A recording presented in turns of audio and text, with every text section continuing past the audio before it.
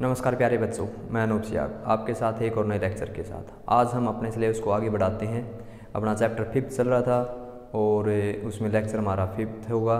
Chapter भी 5th है, lecture भी 5th है।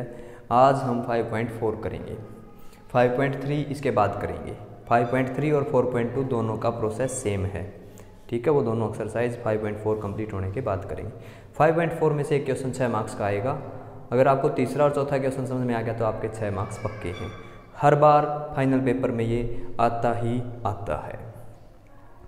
अब इसमें वो क्वेश्चन भी क्लियर हो जाएगा, एडजॉइंट की ज़रूरत क्यों पड़ी, इनवर्स, क्योंकि एडजॉइंट एक ऐसा मैट्रिक्स था जो इनवर्स बनाने के काम आता है, और इनवर्स की ज़रूरत क्यों पड़ी अब आपको ये क्लियर हो जाएगा।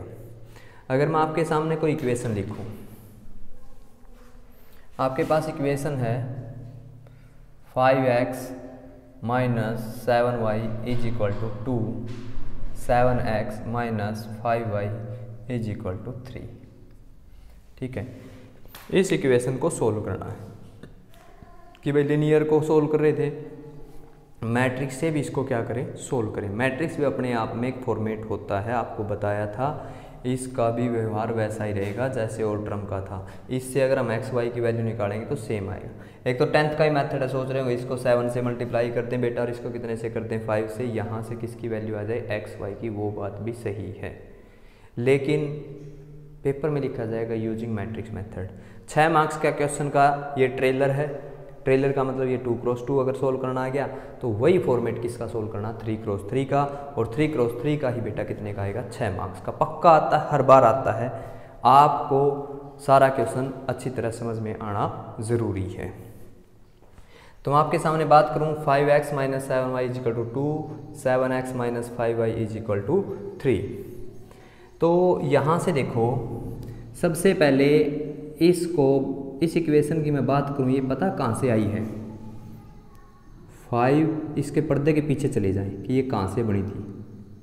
-7, 7 - 5 मैट्रिक्स की मल्टीप्लाई की थी तब, एक्स वाई = 2, 3, ठीक है। क्या बात कर रहे हैं हम आपसे, 5 - 7 कोफिशिएंट उठा लेना बेटा, 7 - 5 एक्स वाई, एक्स और वाई। देखो भी इन दोनों की मल्टीप्लाई करूँ ना मैं, देखें फर्स्ट रो फर्स्ट कॉलम की करूँ, 5x - 7y, देखो 5x - 7y और इक्वल में क्या आता 2, और इस सेकंड रो की करता तो 7x - 5y, 7x - 5 और इक्वल में क्या आता 3 आता। ये आपको गिवन होगा, यहाँ आपने पहुँचना है इस जगह। कैसे लिखना है, इनके कोफिशिएंट लिख लिए, एक्स वाई ये अलग। आपको वैल्यू किसकी चाहिए बेटा, एक्स वाई की। ये टर्म है उधर चली जाएगी, क्या हो जाएगी इसके डिवाइड में, लेकिन मैट्रिक्स में डिवाइड नाम की कोई टर्म नहीं है। उस डिवाइड को बेटा हम क्या कहते हैं, इनवर्स, ठीक है। और इनवर्स देखा, एडजॉइंट एक ऐसा मैट्रिक्स था जो ए के साथ मिलकर हमेशा ए डिटरमिनेंट इनटू आई की फॉर्मेट देता है। ये कहता है कि भाई जितना उसका डिटरमिनेंट होगा वो किस में चला जाता है, मल्टीप्लाई में चला जाता है। और आइडेंटिटी कब आएंगे, एडजॉइंट एक ऐसा होता है जो इसका इनवर्स ही फॉर्मेट होता है। इसका किसका काम करता है, वो इनवर्स की तरह वाले मैट्रिक्स का काम करता है। तो ये टर्म उधर भेज दें, एक्स वाई 5.3 करवाएंगे, लेकिन इसके बाद में थोड़े से उनमें अलग तरह के ऑपरेशन हैं, ठीक है। एक्स वाई ये टर्म इससे पहले है तो पहले ही लिखी जाएगी। और कल वाले लेक्चर में मैंने आपको ये बताया था कि इस बात का खुलासा कि ये पहले क्यों लिखा जाता है हम अगले लेक्चर में करेंगे, आपको वो बात भी बताएंगे।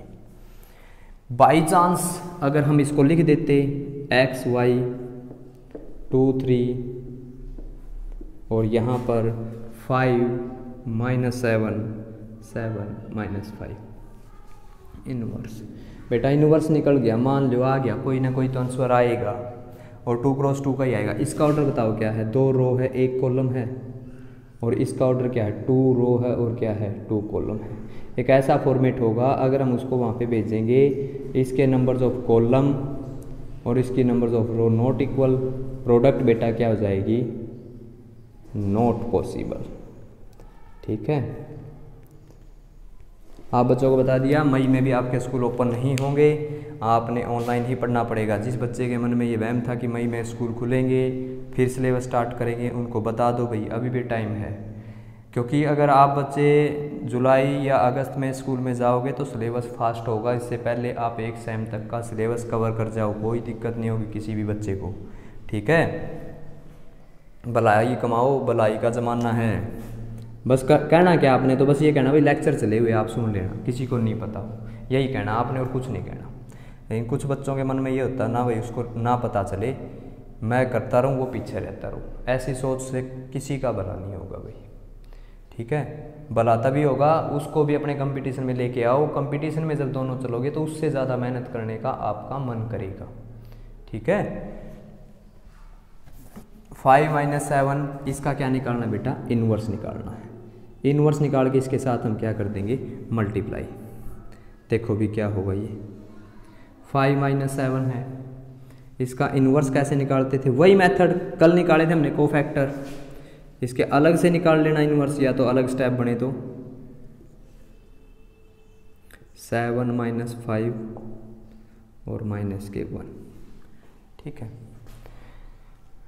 मैं अगर बात करूं इस मैट्रिक्स को तो हम A नाम देते हैं, इस मैट्रिक्स को हम मैथ के हिसाब से X नाम देते हैं, और इस मैट्रिक्स को बेटा क्या नाम देते हैं, B। हमारा जो X मैट्रिक्स होगा ये A उधर जाके किसका काम करेगा, इनवर्स का, और इनटू में मैट्रिक्स क्या होगा, B। ये फॉर्मेट चलता है। ठीक है, बुक में ऐसे शो करते हैं, बात तो वही है।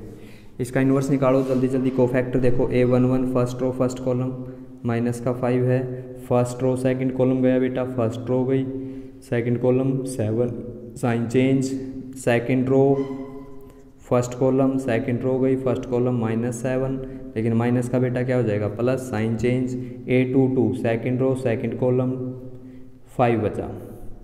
जो कोफैक्टर आते हैं, कोफैक्टर की जो सामग्री है उसको किस में अरेंज कर लेंगे, रो में फर्स्ट रो के फर्स्ट रो में और सेकंड रो के सेकंड रो में, और उसके ऊपर ट्रांसपोज अप्लाई करने से किसकी उत्पत्ति होती है बेटा, एडजॉइंट ऑफ ए की। किसकी फॉर्मेशन बनती है, एडजॉइंट ऑफ ए की। ट्रांसपोज लें और इनवर्स बनाना हो तो क्या बनेगा, इसके डिवाइड में क्या अप्लाई करते हैं, डिटरमिनेंट क्या अप्लाई करते हैं, डिटरमिनेंट। आपका क्या बन जाएगा, ए इनवर्स। ठीक है, 1/a डिटरमिनेंट कितना होगा भाई इसका, -25 और माइनस माइनस प्लस के 49 24। ए का जो डिटरमिनेंट है बेटा कितना है, 24 है। ठीक है, ए इनवर्स कितना हो जाएगा, 24 डिवाइड बाय -5 -7 7/5। ये आपका किसका काम करेगा बेटा, इनवर्स का। इनवर्स निकाल लिया, यहाँ पर वैल्यू पुट कर लें। कोई बच्चे ये कह रहे होंगे कि हम इतना लेंथी क्यों करें, लेकिन मजबूरी है, मैट्रिक्स मेथड से इक्वेशन सोल्व करनी है। आंसर का तो आप आंसर तो इससे भी आ जाएगा, लेकिन क्वेश्चन वाला इसको गलत कर देगा। मजबूरी है, अगले ने बोला कि मैट्रिक्स मेथड से आपने क्या करना है, इसको सोल्व करना है। तो इस इनवर्स की वैल्यू देखिए भाई, 1/24 इसका इनवर्स निकाल लिया मैंने, जो डायरेक्ट इसकी वैल्यू आई है। अब तो इनवर्स था इसके ऊपर, अब वो इनवर्स तो हट जाएगा, -5 7 -7 5। ठीक है, 2 3 x y मल्टीप्लाई कर दो बेटा, इसकी इससे माइनस के 10 प्लस का 21 first row first column, minus के 14 प्लस का 15। तो क्या बचा देखो, 1/24 बचा, 21 और ये 10 आएगा, ये कितना आएगा बेटा 10। तो 11 तो ये बचा और 1 ये बचा, 24 दोनों के डिवाइड में चला जाएगा। कंपेयर करें तो क्या चल रहा था, एक्स वाई चल रहा था ना। एक्स की वैल्यू तो बेटा कितनी आई 11/24 और वाई की वैल्यू कितनी आई बेटा 1/24। ठीक है, एक्स की वैल्यू 11/24 और वाई की वैल्यू 1/24। ठीक है, आगे की बात करें, ये क्वेश्चन समझ में आ गया। हम इस इक्वेशन का यूज़ करेंगे भाई, एलिमेंट्स को सोल्व करना है मैट्रिक्स मेथड से, आपने एक्स और वाई को सोल्व करना है। कुछ बच्चों की तसल्ली के लिए मैं इसको 10th के मेथड से भी सोल्व कर देता हूँ। किससे सोल्व कर सकता हूँ, 10th के मेथड से। ठीक है, अगले क्वेश्चन में बहुत सारी बातें बताएंगे। क्वेश्चन तो यही रहेगा 2 क्रॉस 2 का ही। अगर 10th के मेथड से सोल्व करना हो तो देखो 5x - 7y 2 7x - 5y = 3। ठीक है भाई, इसको कितने से मल्टीप्लाई कर लें, 7 से, और इसको कितने से मल्टीप्लाई कर लें, 5 से। 7 से मल्टीप्लाई करेंगे 35x माइनस के 49y 14। 5 से करेंगे 35x माइनस के 25y और 15 माइनस प्लस माइनस, ये गया माइनस के 24y बचा और -1, y की वैल्यू देखो 1/24। वैल्यू वही आएगी, मेथड अलग यूज करना पड़ेगा, क्योंकि मैट्रिक्स मेथड से आपने अलजेब्रिक इक्वेशन को क्या करना है, सोल्व करना। क्योंकि ऐसा स्टिक उसने एडजॉइंट ऑफ ए के ऐसे एलिमेंट निकल के आते हैं जो वो इन्वर्स का काम करते हैं। क्योंकि हर किसी क्वेश्चन में आपको बताया था, हर किसी क्वेश्चन में जो स्क्वायर मैट्रिक्स होगा एडजॉइंट ऑफ ए इंटू ए का डिटरमिनेंट इंटू आई का रिजल्ट ही होता है। हर किसी क्वेश्चन में ये कोफैक्टर ऐसे अरेंज किए हुए होते हैं। ठीक है, ये तो उसका दिमाग है भाई, जिसने सोचा, बहुत खूब सोचा कि भाई ऐसे फॉर्मेट लेके आए और तब भी हम क्या कर सकें, इक्वेशन सोल्व। हमारे लिए तो बहुत आसान सी बात है, हमने तो रूल पता चल गया ऐसे चलें।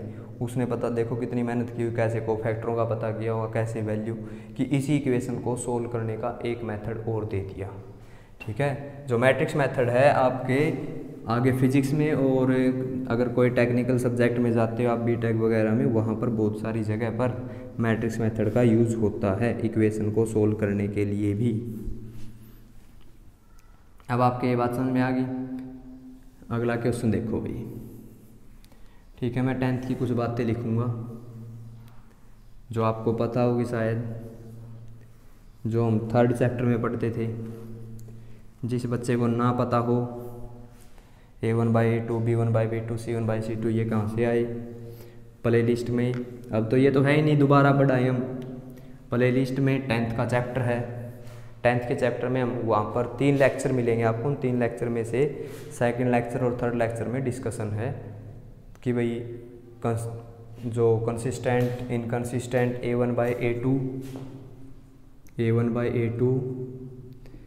B1/B2 और C1/C2। A1/A2 B1/B2 C1/C2। कोई कह देगा ये किस काम के आगे, इनकी क्या ज़रूरत पड़ी। कोई ज़रूरत नहीं है बेटा, लेकिन वही बात है, किसी आगे बढ़ने के लिए पीछे वाली बात का तो आपको पता होना चाहिए कहाँ से ये आती है। A1/A2 B1/B2 जिसका पहला इक्वल कैंसिल हो जाता है, ये हो चाहे ना हो कोई फ़र्क नहीं पड़ता। अगर पहला ही कट हो गया, कट होने से याद रखेंगे कट हो गया, इंटरसेक्ट।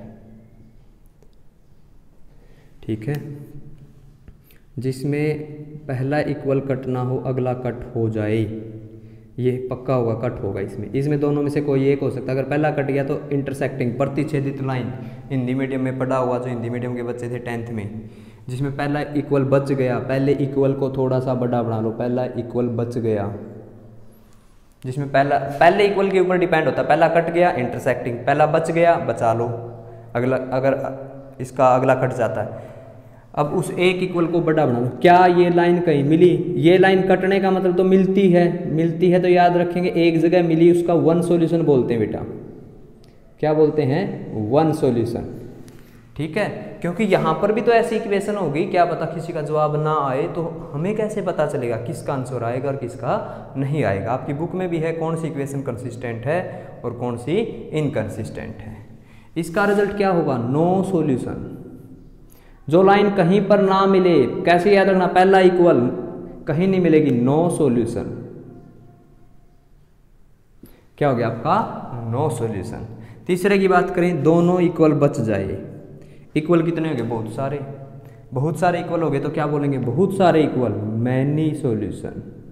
और आपने थोड़ा सा अच्छी तरह समझना तो आप 10th के लेक्चर सुन सकते हो, क्योंकि हम ऐसा तो कह नहीं सकते 10th में पढ़ा था, वहाँ पे 3 लेक्चर बने हुए 10th के, वो आप बच्चे जाके सुन लेना, उनमें आपके ये डाउट सारे क्लियर हो जाएंगे।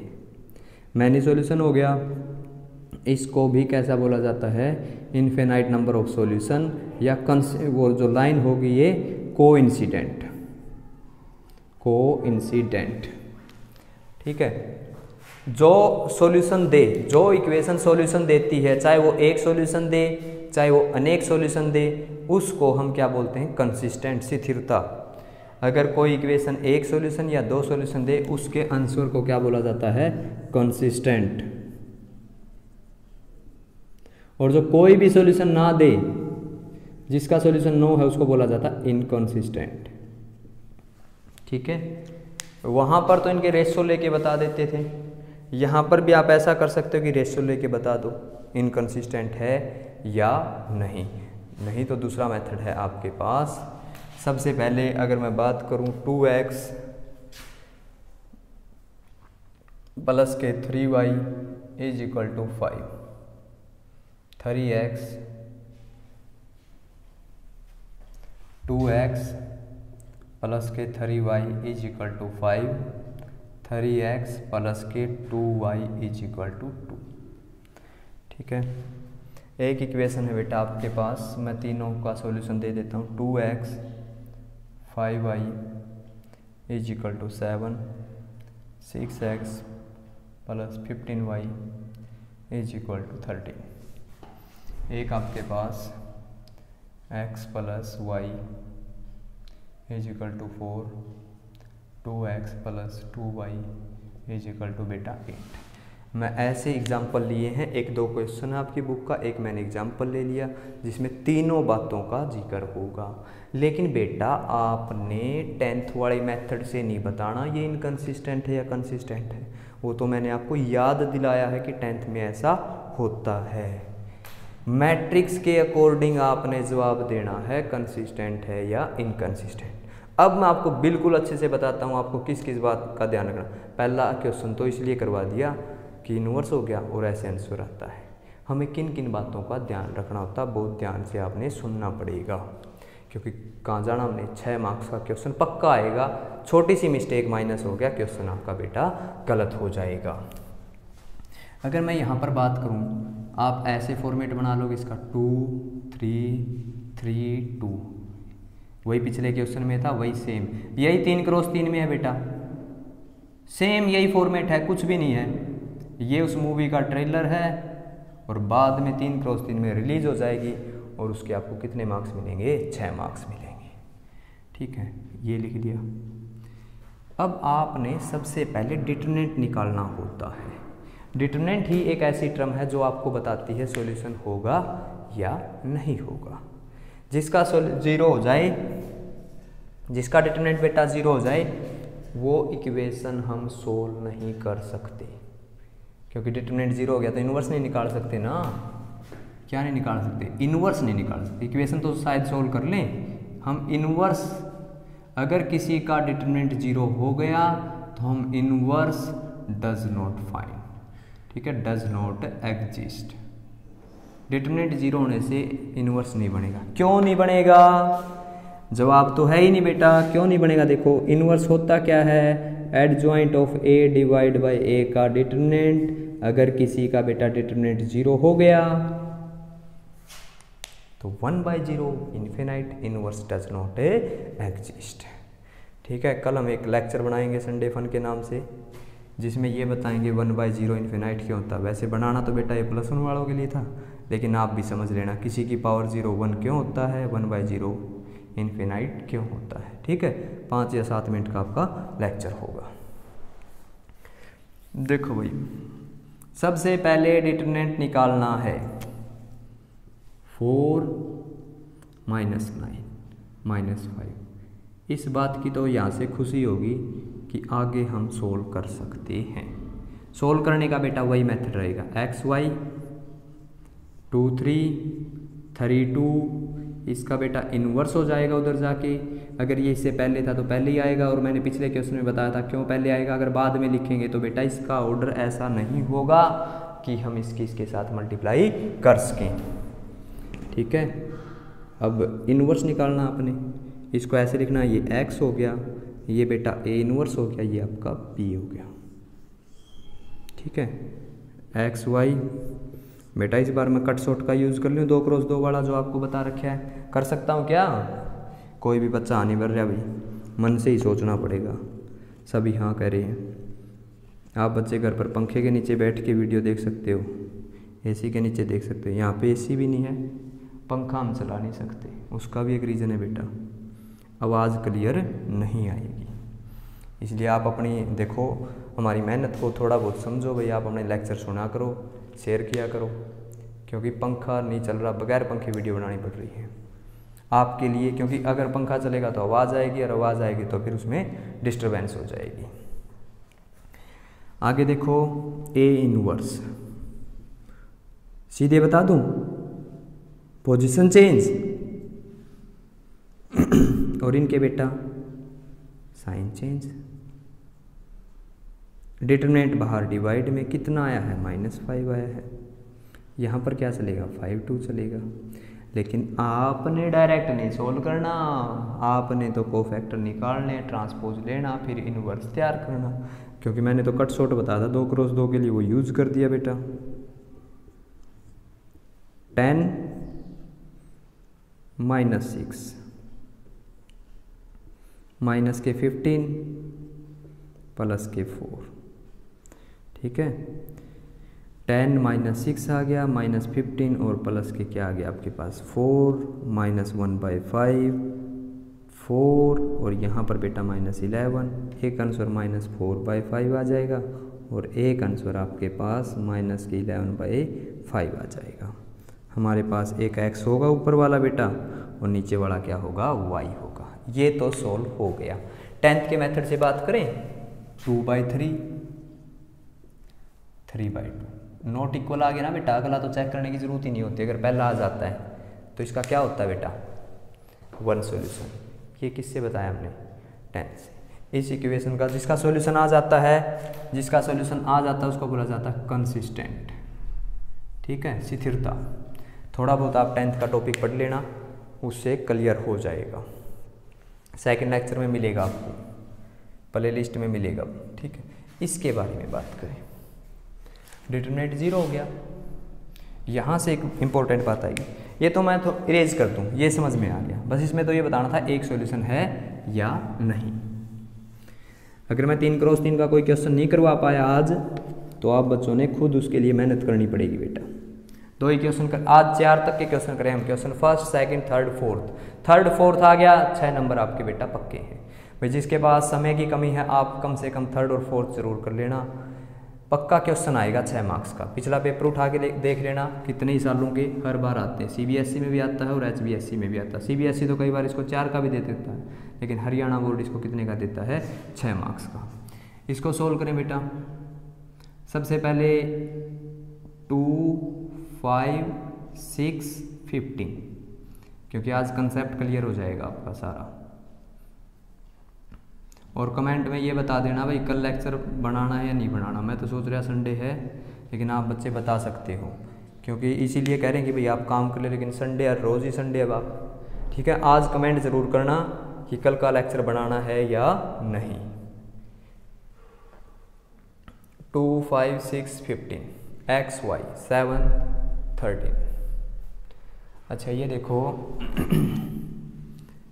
उसी तरह सबसे पहले डिटरमिनेंट क्या है, डिटरमिनेंट 30 - 30 0। डिटरमिनेंट 0 आ गया। Inverse does not exist.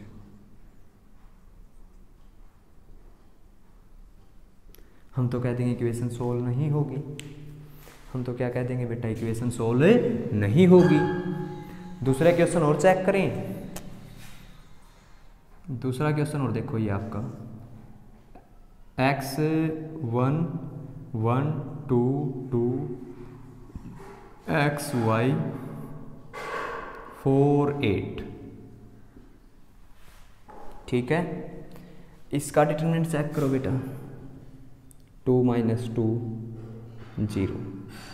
ए का डिटरमिनेंट क्या हो गया 0, A inverse does not exist. मैं ये नहीं कह रहा कि सॉल्यूशन नहीं होगा, मैं कह रहा हूँ does not exist, A inverse नहीं निकाल सकते। क्या नहीं निकाल सकते बेटा, ए इनवर्स नहीं निकाल सकते। 10th के पास जाएं, उससे पूछे क्या होता है, रेशो लो 2/6 1/3, 5/15 1/3, डिवाइड करके लिख रहा हूँ भाई 7/13, ये नॉट इक्वल आ गया। पहला इक्वल बचा, अगला कट गया, पहला इक्वल बचा, अगला कट गया, इसको क्या बोला जाता है, नो सॉल्यूशन।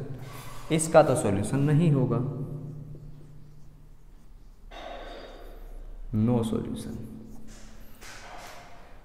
इसका देखो 1/2, इसको डिवाइड करें 1/2, इसको डिवाइड करें 1/2, सारे के सारे क्या है बेटा, सबके सब रिजल्ट क्या है, सेम। और जिसके सारे के सारे रिजल्ट हो क्या होता है, मैनी सॉल्यूशन, मैनी सॉल्यूशन होंगे इसके। ये 10th ने बताया। कई बच्चे ये सोच रहे हैं डिटरमिनेंट 0 होने से नो सॉल्यूशन आता है, नहीं बेटा, डिटरमिनेंट तो इसका भी 0 है, डिटरमिनेंट तो इसका भी 0 है। डिटरमिनेंट 0 होना ये क्लियर नहीं कर पाता, डिटरमिनेंट 0 होना ये क्लियर नहीं कर पाता इस इक्वेशन का नो सॉल्यूशन है या मैनी सॉल्यूशन है, क्योंकि ये तो दोनों में कह रहा है डिटरमिनेंट 0, तो डिटरमिनेंट 0 इसका भी है और इसका भी है। इस बात की पुष्टि तो नहीं हुई कि इसका नो सॉल्यूशन है या मैनी सॉल्यूशन, यहाँ पे तो समस्या आ गई।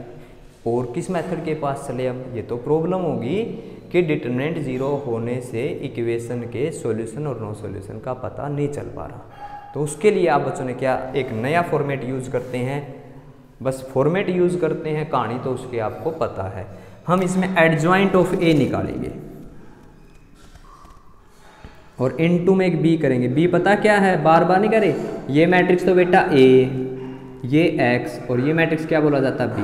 हम एडजॉइंट ऑफ ए की डॉट किसके साथ करेंगे, बी के साथ करेंगे, ठीक है। और यहां पर सेम एडजॉइंट ऑफ ए की डॉट उस मैट्रिक्स बी के साथ करेंगे। वहां से पता चलता है कि नो सॉल्यूशन है या मैनी सॉल्यूशन। किसी का डिटरमिनेंट 0 होना ये नहीं बता रहा कि नो सॉल्यूशन है या मैनी सॉल्यूशन, उसने तो ये कहा कि आप इनवर्स नहीं निकाल सकते, एडजॉइंट तो हम निकाल सकते हैं। तो किसके पास चले जाते हैं बेटा, एडजॉइंट के पास चले जाते हैं। इसका एडजॉइंट देखो क्या आएगा, डिटरमिनेंट 0 होने से inverse does not exist, solution का सॉल्यूशन के बारे में हमें पता नहीं चला। देखो 2 5 6 15 है, तो आप बच्चे इसका एडजॉइंट निकाल लो डायरेक्ट, लेकिन आप बच्चों ने तो सोल्व करना, मैं बता देता हूँ। इनकी बेटा पोजीशन चेंज और इनके बेटा साइन चेंज, एडजॉइंट ऑफ ए आ गया। बी क्या है आपके पास, 7 और 13, एडजॉइंट ऑफ ए की मल्टीप्लाई किसके साथ कर दी, देखो मैं रूल के अकॉर्डिंग लिख रहा हूँ, एडजॉइंट ऑफ ए इनटू में बी, बी पहले नहीं लिखा, बी बाद में है, बी पहले लिख दिया। हमेशा हर किसी में ये करना, इसमें भी क्या करना बेटा, adjoint of A, adjoint of A कितना है 1, इसका मैं डायरेक्ट निकाल लूँ ना, इसकी पोजीशन चेंज, इसका बेटा साइन चेंज, और बी क्या है 4 और 8।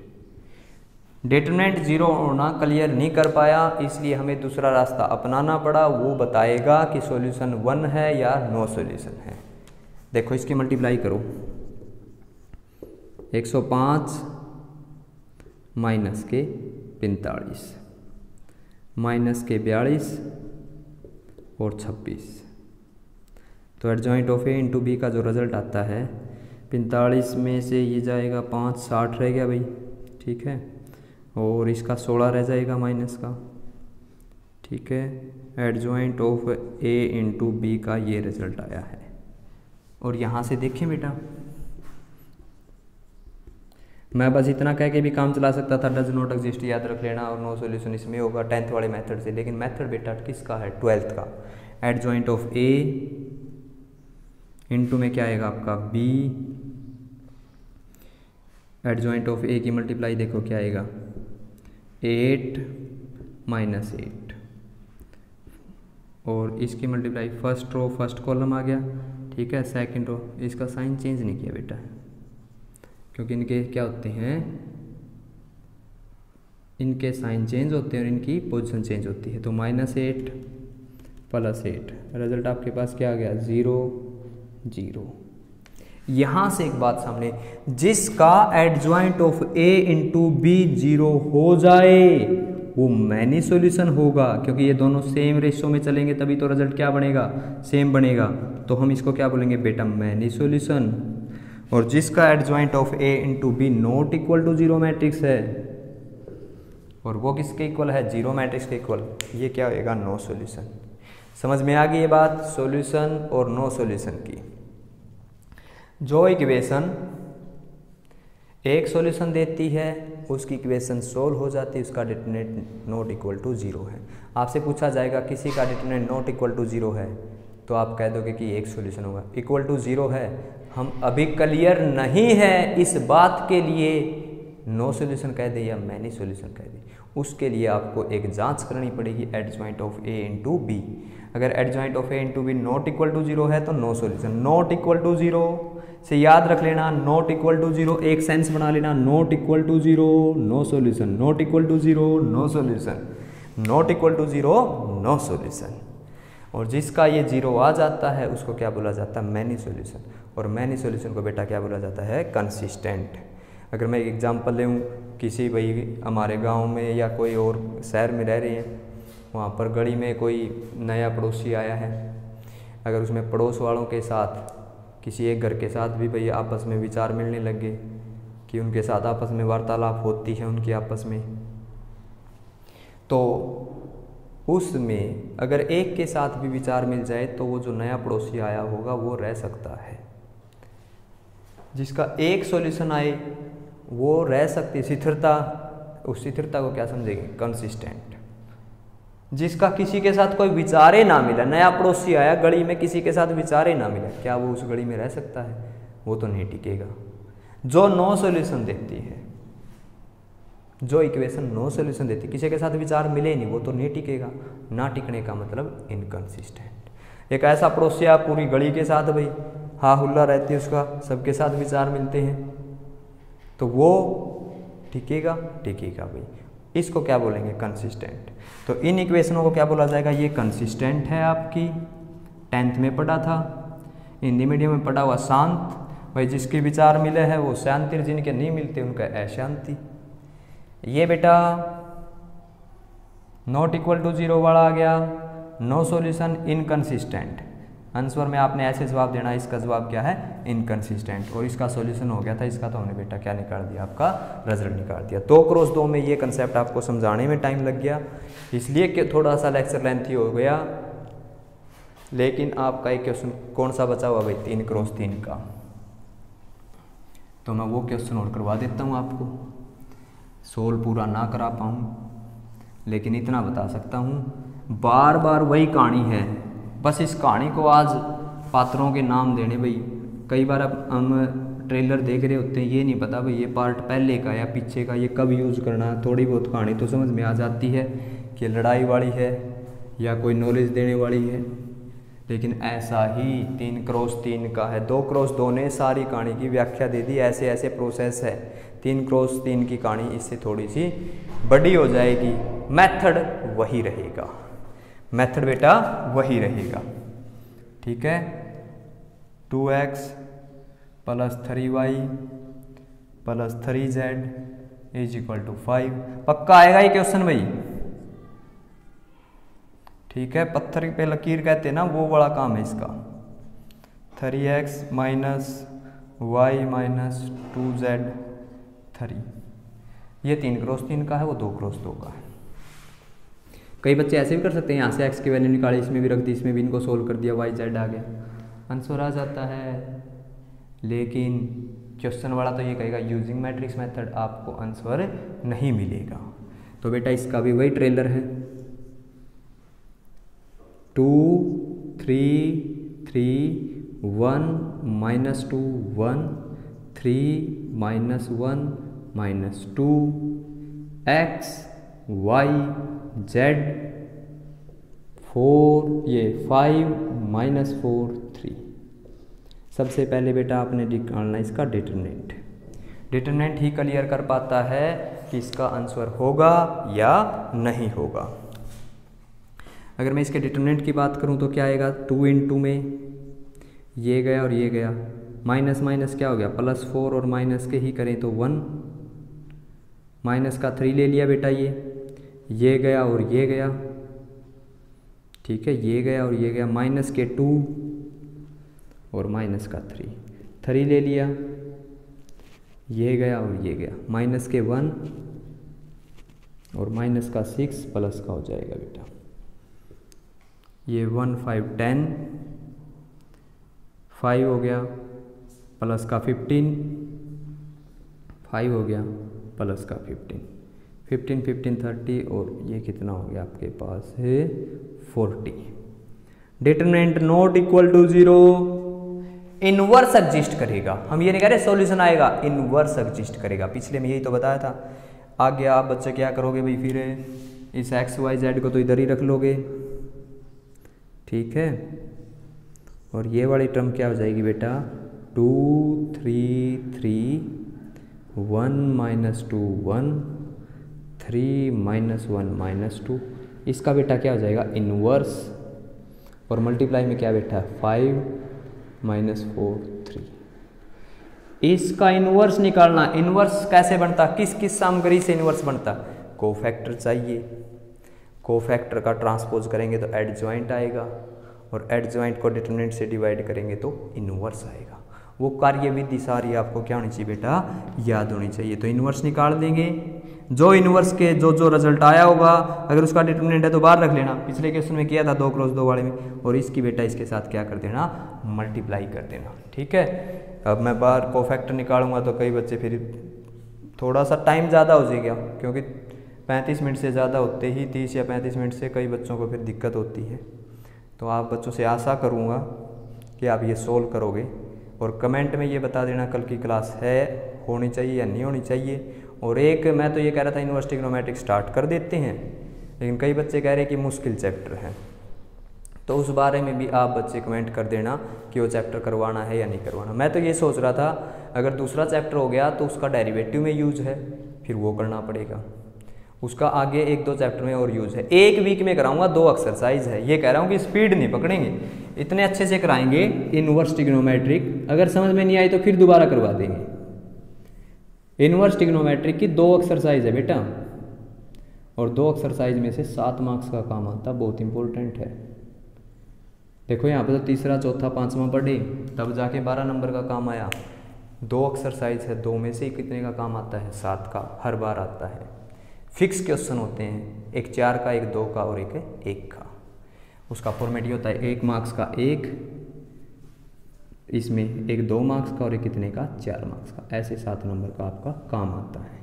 और इसमें बेटा एक 6 का आता है 5वें में से, तीसरे में से एक 2 का आता है और एक 1 का आता है, चौथे में से एक 2 का आता है और एक 1 का आता है। टोटल मिलाकर बेटा 12 मार्क्स हो जाते हैं।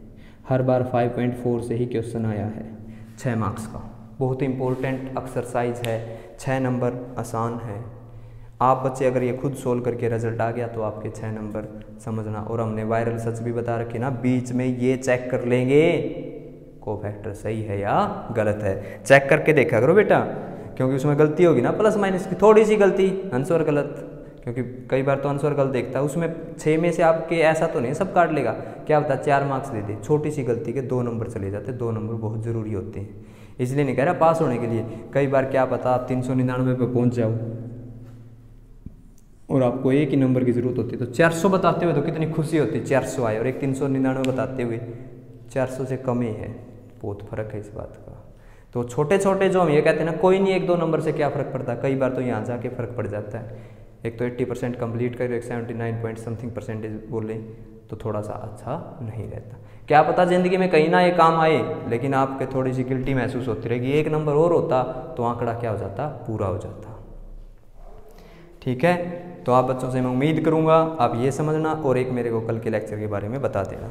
ठीक है, वैसे चलता रहे तो ठीक है रोज़ लेक्चर, क्योंकि यार रोज़ ही आपकी संडे है, घर बैठ के काम भी करना अपना, और तो क्या करना है बेटा।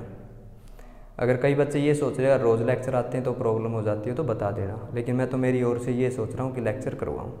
कमेंट में लिख देना भैया, या व्हाट्सएप कर देना, ठीक है। और इन्वर्स ट्रिग्नोमेट्री के बारे में भी बता देना। मैं ये कह रहा हूँ कि 7 लेक्चरों में करवाऊँगा, 7 नंबर का काम है, बहुत ईजी बताएंगे।